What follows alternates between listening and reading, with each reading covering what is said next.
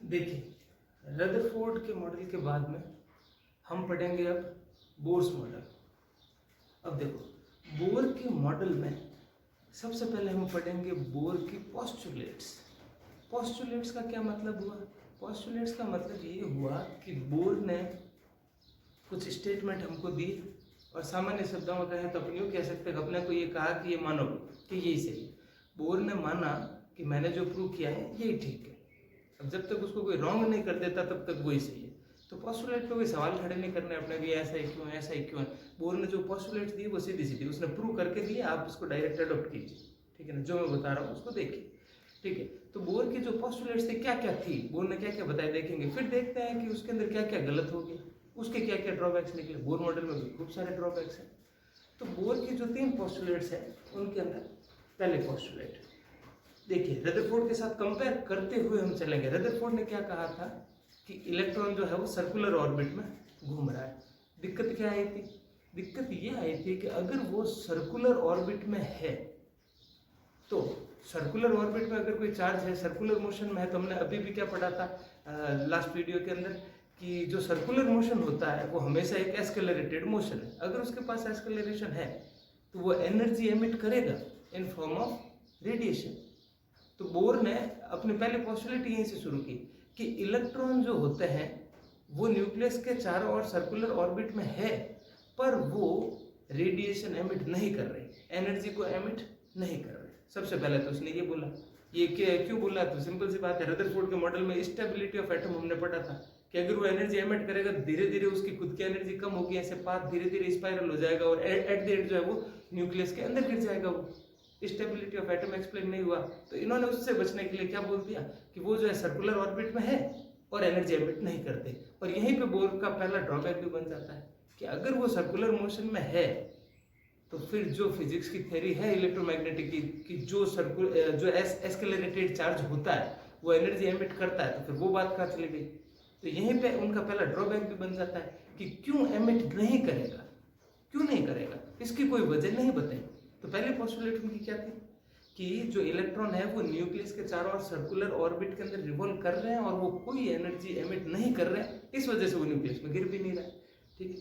ये होगी। साथ साथ में थोड़ा सा बेसिक देख लेते हैं अपन सेंट्रीपिटल फोर्स का। अगर कोई चीज घूमती है तो सेंट्रीपिटल फोर्स नेसेसरी होता है।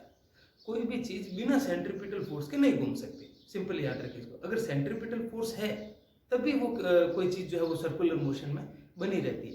सेंट्रीपिटल फोर्स मतलब हम एक शायद पहले अपन बात कर चुके हैं, एक ऐसा फोर्स जिसकी डायरेक्शन क्या हो, उस सर्कुलर पाथ में जो है वो सेंटर की तरफ हो, उसको हम क्या बोल रहे हैं? सेंट्रीपिटल फोर्स बोल रहे हैं। कि जैसे कि इसको वापस अपन ग्रेविटी से कंपेयर कर रहे हैं। देखो ये कौन है? सन। सन के चारों ओर अर्थ घूम रही है, तो यह कौन सा फोर्स है जो सेंटर की तरफ लग रहा है? देखो सेंट्रीपिटल फोर्स जो है वो कोई भी हो सकता है, ठीक है ना। अर्थ को सन जो है वो अपनी तरफ खींचता है। सन का साइज बड़ा है, अर्थ का छोटा है, तो सन जो है वो अर्थ को अपनी तरफ खींचता है, ग्रेविटेशनल फोर्स, ठीक है। तो अब अर्थ जब यहाँ होगी तो सन इसको ऐसे खींच रहा है, अर्थ जब यहाँ होगी तो सन इसको ऐसे खींच रहा है, ये ऐसे खींच रहा है। तो ये कौन सा फोर्स है जिसकी डायरेक्शन जो है वो सेंटर की तरफ जा रही है बार बार? वो ग्रेविटेशनल फोर्स है। सन की ग्रेविटी जो है वो अर्थ को अपनी तरफ खींच रही है। तो यहाँ पर सेंट्रीपिटल कौन है? Gravitational force. कि यहाँ पर अगर ये घूम रही है, अर्थ इसके चारों ओर रिवॉल्व कर रही है, तो सेंट्रीपिटल फोर्स चाहिए। तो हम यहाँ बोलेंगे कि सेंट्रीपिटल फोर्स कौन सा है? तो ग्रेविटेशनल फोर्स सेंट्रीपिटल फोर्स है। तो मैं कह सकता हूँ यहाँ पर कि जो सेंट्रीपिटल फोर्स है वो कौन सा है? ग्रेविटेशनल। ग्रेविटेशनल फोर्स कौन सा होता है? अपन ने 11th में ग्रेविटी वाले चैप्टर के अंदर पढ़ा है। क्या होता है? Gm1m2 upon r square. और सेंट्रीपिटल फोर्स के लिए एक फॉर्मूला डेराइव किया गया था क्लास 11th में, जिसको पता भी होना चाहिए, नहीं भी पता है तो अब से याद रखेंगे, mv² upon r। Centripetal force जो है वो कौन है? ग्रेविटेशनल फोर्स, क्योंकि ग्रेविटेशनल फोर्स की ही डायरेक्शन जो है वो किधर है? सेंटर की तरफ है, ठीक है। ये हो गया। अब ये और भी हो सकता है। अपन ने 11th क्लास के अंदर और भी चीजें पढ़ी है। एक जो पत्थर होता है उसको बांध के अपन ने ऐसे वर्टिकल मोशन के अंदर घुमाया है, एक पत्थर को हमने ऐसे घुमाया है, ठीक है ना। ये सारे सर्कुलर मोशन के अंदर टॉपिक पढ़ चुके हैं। तो कोई भी फोर्स जिसकी डायरेक्शन सेंटर की तरफ होती है उसको हम क्या लिखते हैं? mv² अपॉन r के इक्वल लिखते हैं। चलो हमारे टॉपिक में ये क्यों देख रहे हैं? तो वो देखो हमारे टॉपिक में भी तो कुछ ऐसा ही हो रहा है। कि ये कौन है, न्यूक्लियस। न्यूक्लियस मतलब पॉजिटिव चार्ज, खूब सारा इसके पास, सारा मास और सारा पॉजिटिव चार्ज इसके पास है। इसके चारों ओर इलेक्ट्रॉन घूम रहा है। इलेक्ट्रॉन मतलब नेगेटिव चार्ज, माइनस वाला। तो प्लस जो है वो नेगेटिव को अपनी तरफ खींच रहा है, पर इलेक्ट्रॉन रिवॉल्व कर रहा है इसके चारों ओर, यहाँ आ गया। अब डायरेक्शन इधर है अट्रैक्शन फोर्स की। ये दो चार्ज के बीच में जो अट्रैक्शन फोर्स है इसको क्या बोलते हैं, इलेक्ट्रोस्टैटिक अट्रैक्शन फोर्स। दो चार्ज के बीच का अट्रैक्शन फोर्स इलेक्ट्रोस्टैटिक फोर्स है ये। ठीक है, ये चार्ज इधर, इलेक्ट्रॉन घूम के इधर आया तो ये इसको इधर खींचा है, ये इलेक्ट्रॉन इधर आया तो इधर खींचा है। ये सर्कुलर मोशन में सेंटर की तरफ कौन से फोर्स की डायरेक्शन है, इलेक्ट्रोस्टैटिक। जैसे अभी कौन सा था, ग्रेविटेशनल, अभी कौन सा है, इलेक्ट्रोस्टैटिक। तो इलेक्ट्रोस्टैटिक फोर्स का क्या फॉर्मूला है, दो चार्ज के बीच में लगने वाला फोर्स का फॉर्मूला क्या होता है। जैसे अभी हमने पढ़ा ना, दो मास के बीच, सन और अर्थ दो मास है, इनके बीच में क्या फॉर्मूला था, एक कांस्टेंट g और दोनों का mass divide by r square, जहां पर r क्या है, दोनों के बीच की डिस्टेंस। ऐसा ही फॉर्मूला इसमें भी फर्स्ट चैप्टर में डिटेल में पढ़ेंगे, पर अभी तक के लिए हमको ये जो है वो याद रखना होगा। आप साइड में इसको लिख लेना, ठीक है। जो इलेक्ट्रोस्टैटिक फोर्स होता है वो क्या होता है, जैसे इसमें क्या आता है कांस्टेंट g, वैसे इसमें भी एक कांस्टेंट है k। इसमें क्या था, दो मास, एक सन का एक अर्थ का। तो अभी क्या है, दो चार्ज, एक न्यूक्लियस का चार्ज और एक इलेक्ट्रॉन का चार्ज, दोनों को Q1 और Q2 बोल देते हैं। एक का चार्ज Q1 है, दूसरे का चार्ज Q2 है, ठीक है। तो K, ये दोनों जैसे दो मास मल्टीप्लाई में थे वैसे दो चार्ज मल्टीप्लाई में, डिवाइड बाय इन दोनों के बीच में जो भी डिस्टेंस है r, रेडियस बोल लो चाहिए, डिस्टेंस है r अभी, तो उस डिस्टेंस के सेम फॉर्मूले से मैंने कंपेयर करके लिख दिया कि जैसे ग्रेविटी में था Gm1 m2 upon r square, g constant, तो इसमें कांस्टेंट K। फिर दो मास मल्टीप्लाई में थे, अभी चार्ज पढ़ रहे हैं तो दो चार्ज मल्टीप्लाई में Q1 और Q2 डिवाइड बाय, इसमें भी r स्क्वायर था, इसमें भी r स्क्वायर। तो हमारे क्वेश्चन में जब एक इलेक्ट्रॉन चारों ओर घूम रहा है तो कौन है सेंट्रीपिटल फोर्स, इलेक्ट्रोस्टैटिक फोर्स।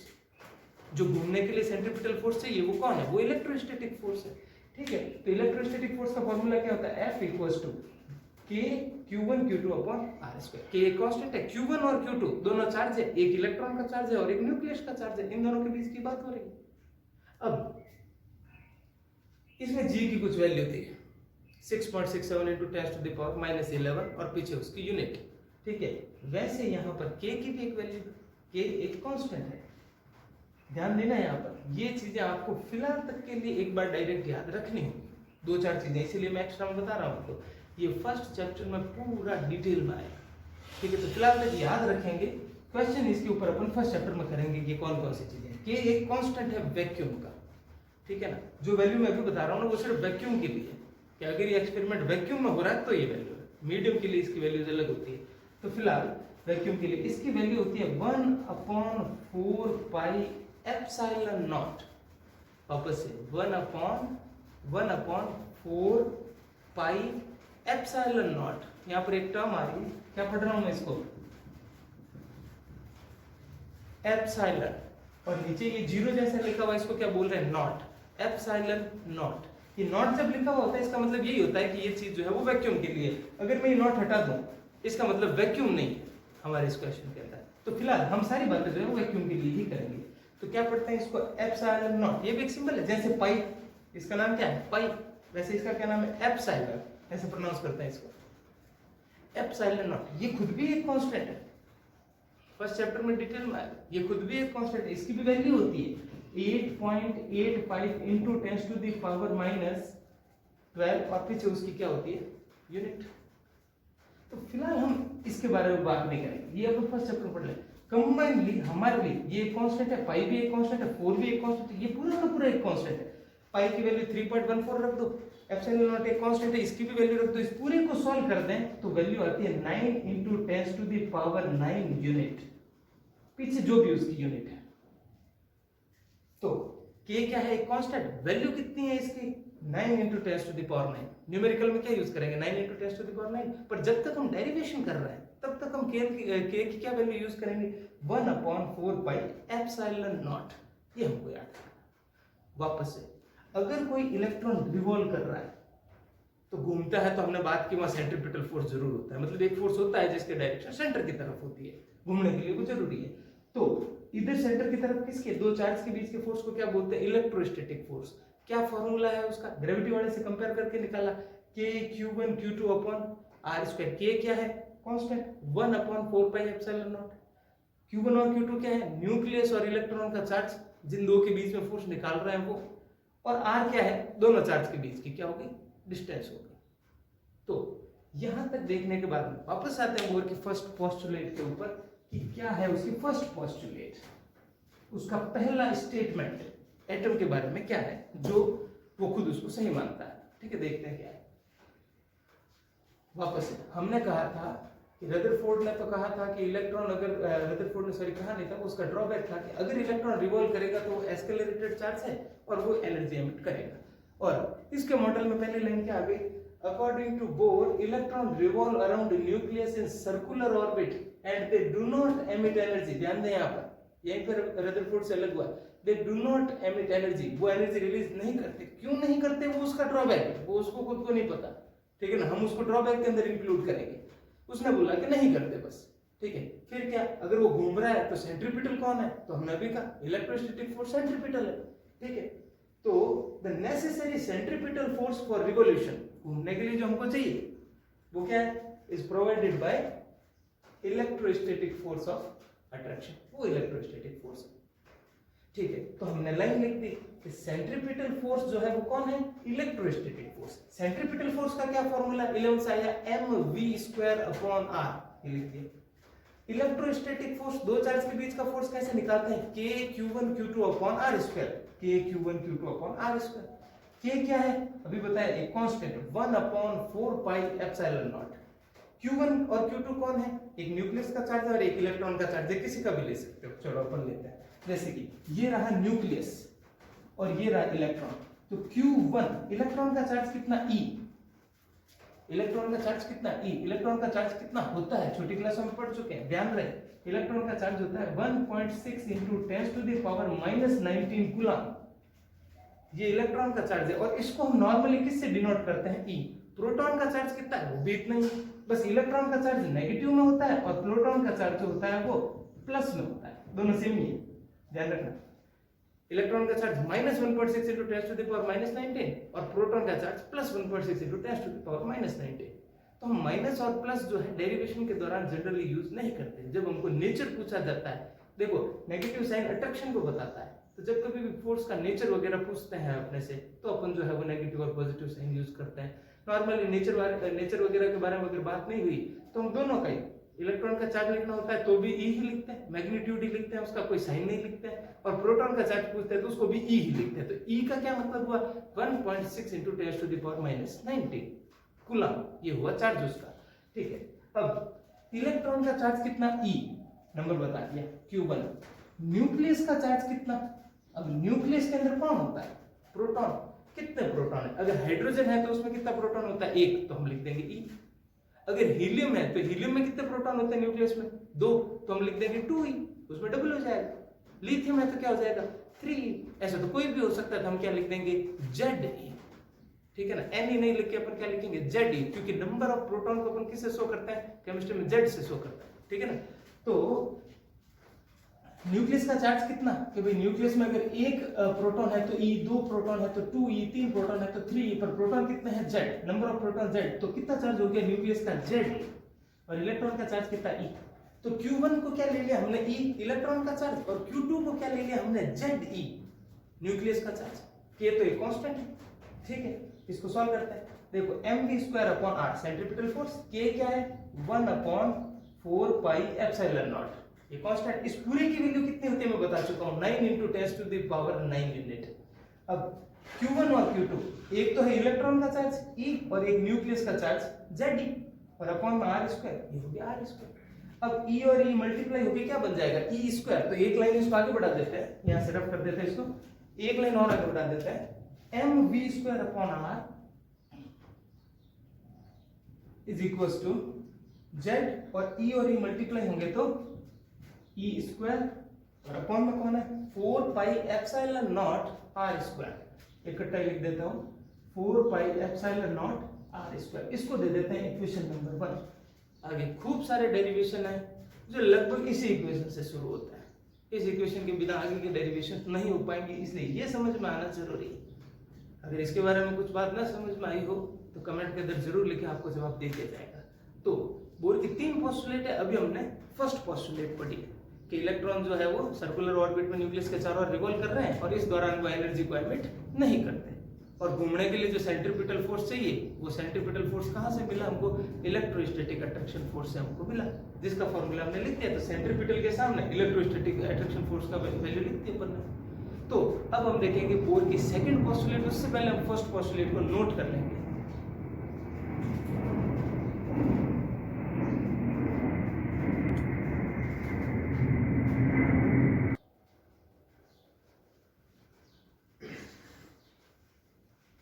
देखिए, इसके बाद में बोर की सेकंड पोस्टुलेट। बोर ने अपनी सेकंड पोस्टुलेट पर बताया कि इलेक्ट्रॉन जो है वो कहीं पर भी रिवॉल्व नहीं कर सकता। रदरफोर्ड ने क्या कहा था कि इलेक्ट्रॉन किसी भी ऑर्बिट में रिवॉल्व कर सकता है, जहां मर्जी रिवॉल्व कर सकता है। उसकी वजह से एक दिक्कत भी आई थी हमें कि वो स्पेक्ट्रम उसका कंटिन्यूअस हो गया था कि भाई अगर कहीं भी रिवॉल्व कर सकता है तो फिर कैसा भी लैम्डा निकलेगा और स्पेक्ट्रम जो होगा कंटिन्यूअस मिलेगा, हर वैल्यू मिलेगी उसमें लैम्डा की। जबकि एक्चुअल में स्पेक्ट्रम कैसा होता है? लाइन स्पेक्ट्रम, जो कि हमने कहाँ देखा था? उसका एग्जाम्पल क्या था? हमने लिखा था उसमें बोर वो हाइड्रोजन स्पेक्ट्रम में बामर, पास्चन वगैरह की जो सीरीज थी, लाइनिंग की सीरीज थी, वो सब क्या होती है? लाइन स्पेक्ट्रम, लाइन्स होती है। उसको एक्सप्लेन नहीं कर पाया था, ठीक है। अब यहाँ पर बोर हमको बताता है कि इलेक्ट्रॉन कहीं पर भी नहीं घूम सकता, केवल उन ऑर्बिट में ही रिवॉल्व करेगा जहां पर एंगुलर मोमेंटम की वैल्यू h/2 पाई की इंटीग्रल मल्टीपल होगी। क्या मतलब है इसका? एंगुलर मोमेंटम हमने क्लास 11th में पढ़ा था। फॉर्मूला में रिवाइज करवा देता हूँ आपको। J से लिखते थे, या इसको L से भी लिख सकता है, मैं नॉर्मली J यूज करता हूँ। एंगुलर मोमेंटम J, फॉर्मूला क्या था? R इंटू P, जहां पर P क्या होता है? Momentum. P equals to mv। अगर हम ये लिखते हैं mv और एक कौन है? R, तो mvr। तो एंगुलर मोमेंटम का फॉर्मूला क्या बन गया? mvr। ये एंगुलर मोमेंटम है। इसकी वैल्यू कितनी होनी चाहिए उस ऑर्बिट की? कि h/2 पाई जो होता है उसका इंटीग्रल मल्टीपल, मतलब उसका 2 गुना, 3 गुना, 4 गुना, उसका n times, 2 times, 3 times, n times h/2 pi का होना चाहिए, n टाइम्स। तो सेकंड पोस्टुलेट बन गई। ये इंपॉर्टेंट पोस्टुलेट है। सेकंड पोस्टुलेट को एग्जाम में कई बार पूछा जाता है। तो बोर की सेकंड पोस्टुलेट को लिखिए। तो वापस से एक बार देखते हैं इसको। बोर ने कहा कि इलेक्ट्रॉन जो है वो हर जगह रिवॉल्व नहीं कर सकता, वो सिर्फ उन ऑर्बिट में ही रिवॉल्व करता है जिन ऑर्बिट के एंगुलर मोमेंटम की वैल्यू h/2 पाई का n टाइम्स होती है, या इसको हम कैसे बोलते हैं? h/2 पाई का इंटीग्रल मल्टीपल होती है। सिर्फ उन ऑर्बिट में रिवॉल्व करता है, और उन ऑर्बिट को बोर ने नाम भी दिया। वो उन ऑर्बिट को क्या बोलता है? Stationery orbit. और कहता है कि इन ऑर्बिट में घूमते हुए इलेक्ट्रॉन जो है वो एनर्जी को एमिट नहीं करता, जो कि हमने फर्स्ट वाली पोस्टुलेट में बात की थी। तो उसने बनाया स्टेशनरी ऑर्बिट कि हर जगह नहीं घूम सकता, कुछ फिक्स जगह है, बस वहीं घूम सकता है। और उन ऑर्बिट की वैल्यू क्या होनी चाहिए वो हम लिखते हैं। तो देखिए, हाँ, जैसे कि मैंने वर्ड यूज किया h/2 पाई, तो इसमें h क्या है? h प्लैंक कांस्टेंट होता है, यूनिवर्सल कांस्टेंट है। इसकी वैल्यू कभी नहीं बदलती, हर जगह एक जैसी है, चाहे वैक्यूम है चाहे मीडियम है, सब जगह एक जैसे काम करता है। और इसकी वैल्यू 6.63 × 10⁻34 जूल इंटू सेकेंड। तो h एक प्लैंक कांस्टेंट है, इसकी वैल्यू को हमें याद रखना चाहिए। अब देखिए, वापस एक बार मैं बोल देता हूँ, अगर किसी को ना दिखे तो लिखने में आसानी हो जाएगी। Electron revolve around nucleus in those orbit for which angular momentum is integral multiple of h/2 pi. Full stop. These orbits are called stationary orbits. और फिर h की वैल्यू लिखी गई है 6.63 × 10⁻34। अब देखिए क्या बोला कि एंगुलर मोमेंटम जो होता है वो कितना होना चाहिए? n टाइम्स होना चाहिए। किसका? h/2 पाई का। एंगुलर मोमेंटम का formula mvr is equal to क्या बन गया? n h/2 पाई। तो फर्स्ट इक्वेशन फर्स्ट पोस्टुलेट में आ चुकी थी, यहां पर दे देते हैं इसको अपन सेकंड इक्वेशन, जो कि हमको सेकंड पोस्टुलेट से मिली है। तो इस पोस्टुलेट को लिखिए, वीडियो को पॉज करके फिर देखते हैं थर्ड पोस्टुलेट।